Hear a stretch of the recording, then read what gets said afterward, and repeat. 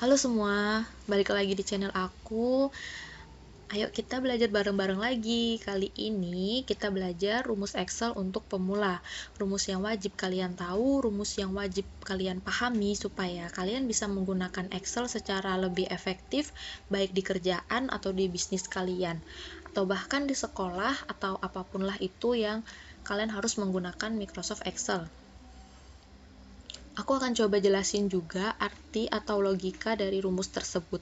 Jadi kalian nggak cuma hafal rumusnya itu apa, tapi juga bisa lebih ngerti dan paham kenapa kita pakai rumus itu dan kapan kita bisa pakai rumus itu jika menemukan suatu persoalan. Jangan lupa nonton videonya sampai selesai sambil kalian praktekin sendiri di Excel kalian, karena aku yakin kalau kalian langsung mencoba, kalian pasti lebih bisa karena rumus-rumus dasar ini tuh gampang-gampang banget. Dan kalau ada pertanyaan nanti bisa langsung komen di video ini. Insya Allah aku akan baca dan akan respon pertanyaan-pertanyaan kalian. Oh ya, untuk tema ini aku bagi beberapa bagian, aku bagi beberapa video nanti karena ada rumus yang nggak bisa memakai satu data. Maksudnya nggak bisa satu data ini dipakai untuk semua rumus kayak gitu. Jadi aku udah bikin beberapa datanya, satu data itu untuk rumus apa aja kayak gitu. Jadi untuk yang part kali ini, yang part pertama ini, itu kita akan bahas ya beberapa rumus seperti nanti yang udah akan aku tampilin, udah aku siapin datanya. Jadi yang baru tahu bisa kita pelajari dan kupas satu-satu, atau yang udah familiar bisa langsung aja nanti lanjut ke part-part selanjutnya. Oke, langsung aja, ini data yang udah aku buat untuk part pertama. Kita akan kita akan belajar tentang rumus-rumus ini dengan data ini. Ada 9 rumus ya yang mau kita pakai. Di sini ceritanya aku itu seorang guru yang ngedata nilai-nilai murid-murid aku beberapa mata pelajaran kayak gitu.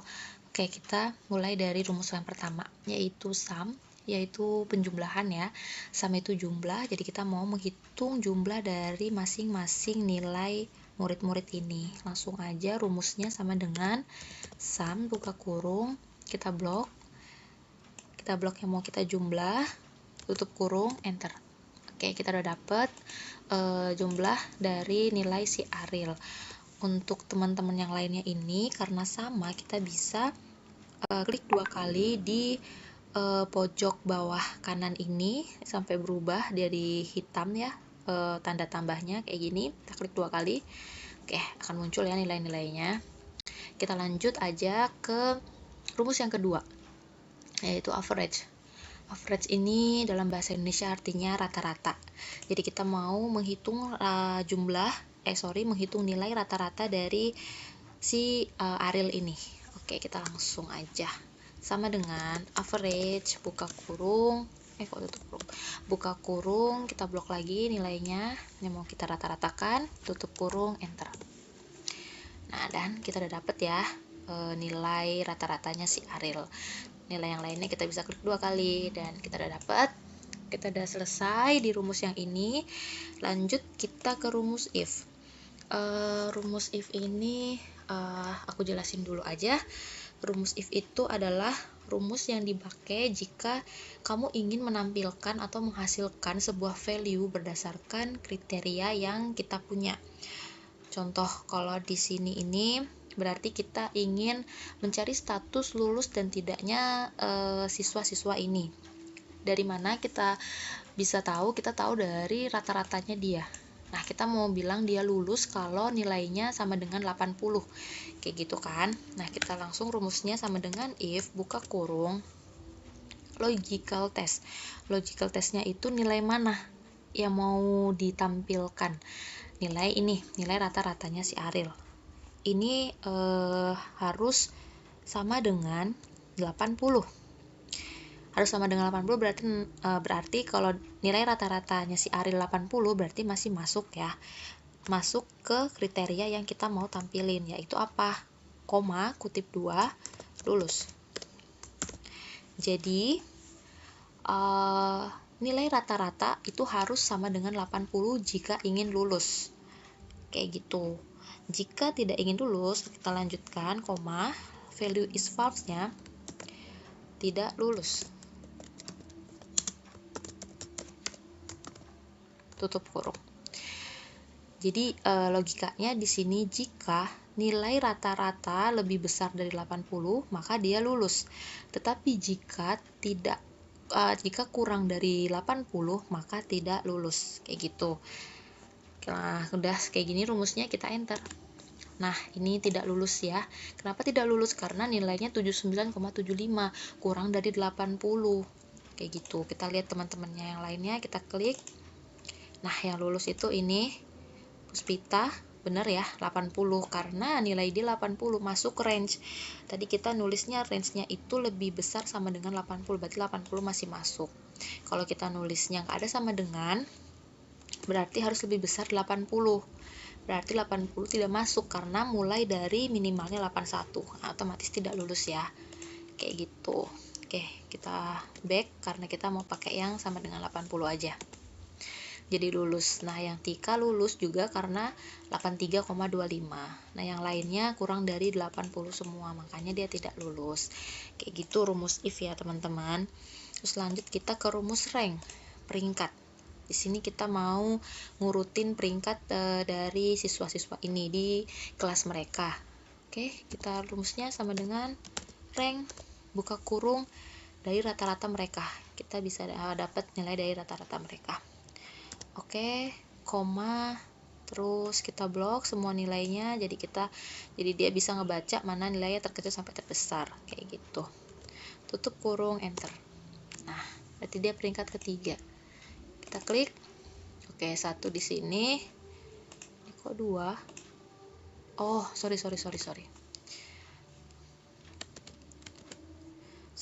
Di sini kita harus dolarin karena biar tidak bergeser. Ada dolarnya itu yang kita blok aja ini. Oke, kita klik. Nah, ini yang pertama, kedua, ketiga, dan seterusnya sampai ke 6. Oke teman-teman, kita lanjut ke rumus count. Rumus count itu kita menjumlah beberapa banyak data yang kita punya. Beda sama sum. Kalau sum itu menjumlah nilainya. Dari 97 ditambah 72, tambah 80, tambah 79. Nah, itu sum. Tapi kalau count, itu tuh menjumlah datanya ini. Berapa banyak sih data yang kita punya ini? Kayak gitu. Dengan rumusnya itu sama dengan konta buka kurung yang mau kita jumlahin ya. Ini siswanya ada, tutup kurung, enter. Siswanya ternyata ada 6 orang. Nah, kenapa aku pakai konta? Karena di sini yang aku blok itu bukan angka, jadi pakai konta. Kalau misalnya kalian ngeblok itu bilangan kayak gini, maksudnya kayak teks bukan angka, tapi kalian pakai kon tanpa a, itu nggak akan keluar hasilnya nih, kon ya. Sama kita blok, enter, 0 nilainya. Kayak gitu teman-teman. Jadi untuk kon itu dia khusus untuk angka, sedangkan konta itu bisa digunakan untuk menjumlah bilangan teks seperti ini gitu. Nah, kalau ini kita pakainya konta. Kita coba yang kon ya, sama dengan kon buka kurung, kita pakai angka, bebas mau yang mana aja, boleh sama aja ya. Sum, tutup kurung, enter. Nah, dia keluar. Karena dia tadi kita pakai kon dan harus yang angka. Oke, kita lanjut ke rumus max, yaitu nilai terbesar. Nilai terbesar rumusnya sama dengan max buka kurung rumus terbesar. Dari sini ya, kita blok, tutup kurung, enter. Oke, nilai terbesarnya 333. Nilai terkecilnya yaitu rumusnya min. Nilai terkecil sama dengan min buka kurung, kita blok lagi, tutup kurung, enter. Nilai terkecilnya 287. Betul ya? Oke. Lanjut kita ke rumus sum if. Sum if ini dia totalan tetapi dengan kriteria tertentu. Di sini misal jumlah nilai siswa perempuan, jadi kriterianya diminta hanya perempuan, jadi jumlah nilai laki-laki dia tidak mau, kayak gitu. Jadi kita pakai rumus sum if, sama dengan sum if buka kurung range-nya ini, kriterianya apa, ya kan?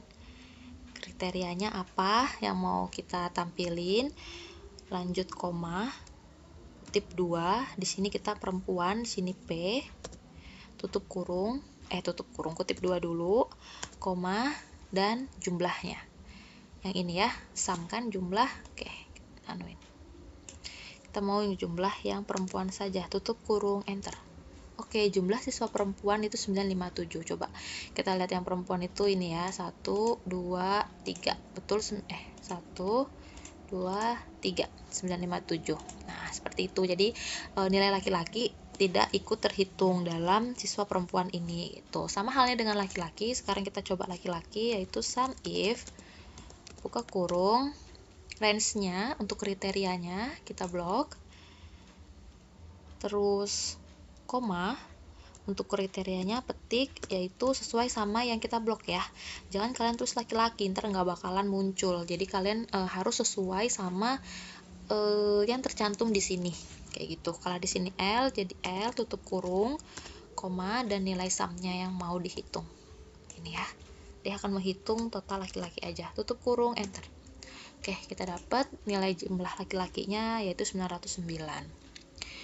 Oke teman-teman, sekarang kita ke rumus terakhir yaitu conif. Kalau tadi ini tuh jumlah keseluruhan, maka conif itu jumlah keseluruhan tapi berdasarkan kriteria. Tuh, oke, kita lanjut sama dengan conif buka kurung range-nya ini ya, karena yang ditanyakan siswa yang lulus, jadi kita pakai status.